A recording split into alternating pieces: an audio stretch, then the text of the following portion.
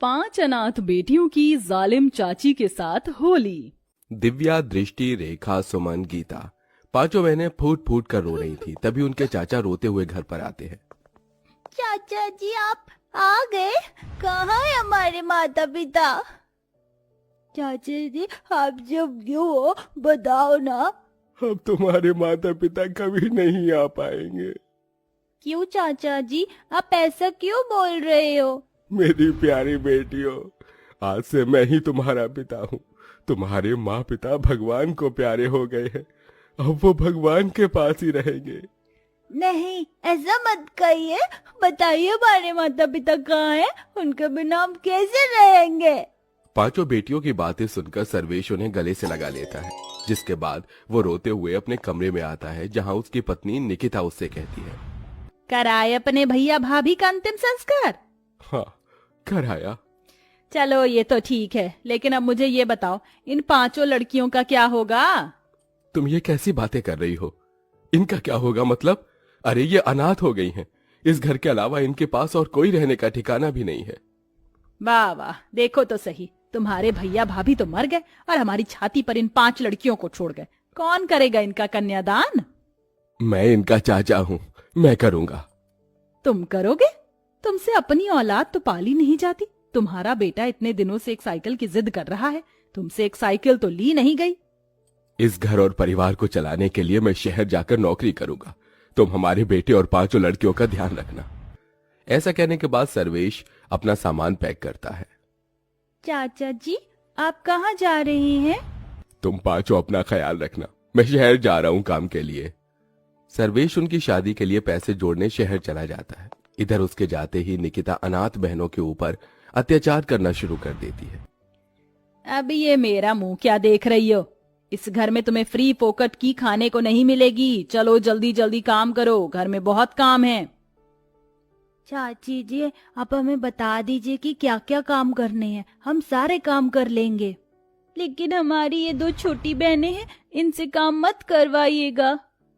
रोटी की कमाई हर किसी के लिए बराबर है, इसलिए तुम 5 को ही घर के काम करने पड़ेंगे। रेखा, सुमन, तुम जाओ और खाने की तैयारी करो। और इधर सुन गीता, तू घर की साफ सफाई कर। इसमें तेरी 2 छोटी बहन हैं, तेरी मदद करेंगी।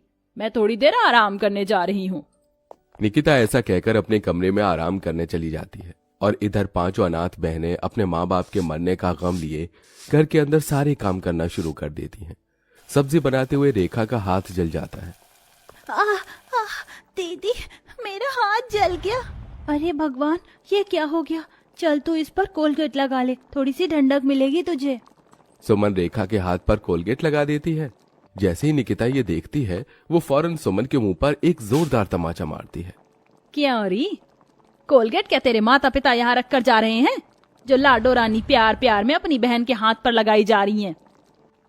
रेखा का हाथ जल गया था चाची, बस इसीलिए। आइंदा अगर मुझसे बिना पूछे कुछ काम किया तो जिन हाथों से काम करोगे उन हाथों को ही तोड़ दूंगी। ऐसा कहकर निकिता चली जाती है। जैसे तैसे करके दोनों बहनें खाना बनाती हैं। खाना खाने के समय उसका बेटा निखिल कहता है, माँ कैसा खाना बनाया है, कितना बकवास है। निकिता सारा खाना फेंक देती है। तुम नालायकों को तो खाना बनाना भी नहीं आता। जाओ दोबारा से सही से खाना बना कर लाओ। इस तरह निकिता दोबारा से उन बेचारी अनाथ बहनों को खाना बनाने के लिए भेज देती है। दोबारा खाना थोड़ा सही बनता है, इसलिए दोनों माँ बेटे खाना खा जाते हैं और उन 5 के लिए कुछ नहीं बचाते। बहुत जोर से भूख लगी है दीदी, मुझे भी बहुत जोर से भूख लगी है। तुम यहीं रुको, मैं चाची जी से खाना लेकर आती हूँ। सुमन अपनी बहनों से ऐसा कहकर अपनी चाची से खाना मांगने जाती है, लेकिन उसकी चाची अपने बेटे के साथ अपने कमरे में सो रही होती है। चाची तो सो रही है, एक काम करती हूँ, खुद ही अपनी बहनों के लिए खाना ले जाती हूँ। सुमन ऐसा सोचकर रसोई में जाती है और खाना ढूंढने लगती है, लेकिन खाना तो खत्म हो चुका था। हे भगवान, आज तो हमारे लिए खाना भी नहीं छोड़ा चाची जी ने। सुमन मायूस होकर वापस अपनी बहनों के पास आ जाती है। कुछ नहीं था रसोई में, बस ये सूखी रोटियां थी, यही खाकर गुजारा कर लेते हैं, कल सुबह नाश्ता करेंगे। 5 बहनें वहीं सूखी रोटी खाकर सो जाती हैं। अगले दिन जब सवेरा होता है तो निकिता घर के सारे काम उन्हीं से करवाने के साथ साथ बाहर के काम भी उन्हीं से करवाती है। इसी तरह अत्याचार करते हुए कुछ दिन बीत जाते हैं और होली आने वाली होती है।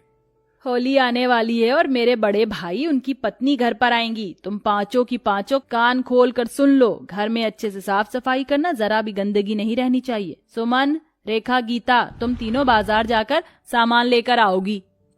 निकिता होली के रंग और होली की डेकोरेशन के लिए सामान लाने तीनों बहनों को भेज देती है और यहाँ छोटी बहनों से घर के काम करवाती है। लेकिन बाहर से सामान लाते समय जब वो तीनों सड़क पार कर रही होती हैं, तो उनका ध्यान गाड़ियों पर नहीं होता, जिसकी वजह से उनका एक्सीडेंट हो जाता है। मेरे हाथ पर लग गई।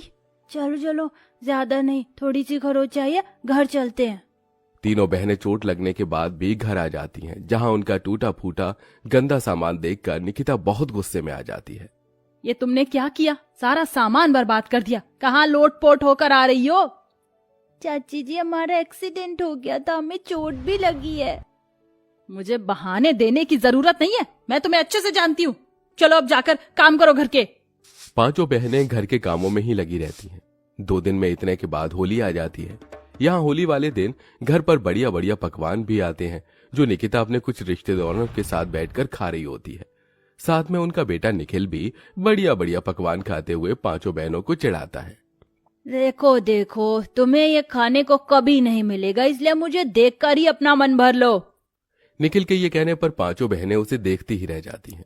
कुछ देर बाद निखिल पिचकारियों से खेल रहा होता है, तो वो उन पांचों बहनों को दिखा दिखाकर उन्हें चिढ़ाता है, जिसके चलते वो पांचों अपनी चाची के पास जाती हैं। चाची चाची, हमें भी भूख लगी, हमें भी पकवान खाने हैं। चाची, हमारे माता पिता हमारे लिए हर साल होली पर पिचकारी और रंग लाकर दिया करते थे होली खेलने के लिए।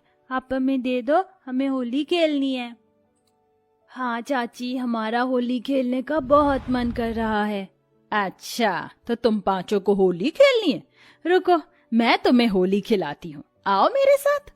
निकिता प्यार प्यार से उन्हें अपने साथ ले जाती और बाहर घर के आंगन में पेड़ से बांधकर उन्हें डंडे से मारना शुरू कर देती है। इसे कहते हैं लठमार होली। आज तुम्हें इतना मारूंगी कि होली का भूत तुम्हारे सर से हमेशा के लिए उतर जाएगा। लाठी मारने के बाद वो उन पांचों बहनों के ऊपर कीचड़ और गोबर लाकर फेंकती है। गुलाब और रंग से होली खेलने की तुम्हारी औकात नहीं, इसलिए तुम्हारे लिए कीचड़ और गोबर ही सही है। इस तरह का बर्ताव करने के बाद निकिता उन्हें खोल देती है। खत्म हो गई तुम्हारी होली। अब हाथ मुंह धोकर घर में बाकी के काम है, देख लो। ऐसा कहकर वो चली जाती है और पांचों बहनें रोती रह जाती हैं। कुछ ही देर बाद निकिता होली खेलने की वजह से भीग जाती है। वहीं उसका फोन भी स्विच ऑफ होने वाला होता है। वो घर में चार्जिंग पर अपना फोन लगाने आती है। उसी दौरान उसे बहुत तेज करंट लगता है। ये देख पांचों बहनें उसे बचाने के लिए उसका हाथ लकड़ी से मारकर बोर्ड से छुड़ा देती हैं। चाची जी, होश में आइए, आपको कुछ नहीं होगा। चाची जी, होश में आने की कोशिश कीजिए। तभी निकिता को होश आता है। ये सब देखने के बाद उसे अपनी गलती का एहसास होता है। कुछ देर पहले ही मैंने तुम्हारे पर इतने अत्याचार किए और जब से तुम इस घर में रह रही हो तब से ही मैं तुम्हारे ऊपर अत्याचार करती आ रही हूँ, लेकिन फिर भी तुमने मेरी जान बचाई। इसका शुक्रिया अदा मैं तुमसे कैसे करूं? निकिता पांचों बहनों से माफी मांगती है। उसी समय सर्वेश आ जाता है। 5 अनाथ बहनों के लिए वो नए कपड़े और होली के रंग लेकर आता है, लेकिन निकिता अपना सच छुपाना नहीं चाहती थी। वो सर्वेश को सब बता देती है कि किस किस तरह से उसने पांचों बहनों के ऊपर अत्याचार किया। मैंने तो जिंदगी में कभी नहीं सोचा था कि तुम इतनी बुरी औरत हो सकती हो। निकल जाओ इस घर से, मैं अब तुम्हारे साथ नहीं रह सकता। नहीं नहीं चाचा जी, चाची जी को माफ कर दीजिए, हमने भी उन्हें माफ कर दिया है। पांचों बहनें एक ही बात कहती हैं, जिसे सुनकर सर्वेश भी निकिता को माफ कर देता है और उसे दूसरा मौका दे देता है। अब निकिता पांचों बहनों की अच्छे से देखरेख करती है, जिसके बाद वो पांचों अनाथ बहनें उस घर में खुशी खुशी रहने लगती।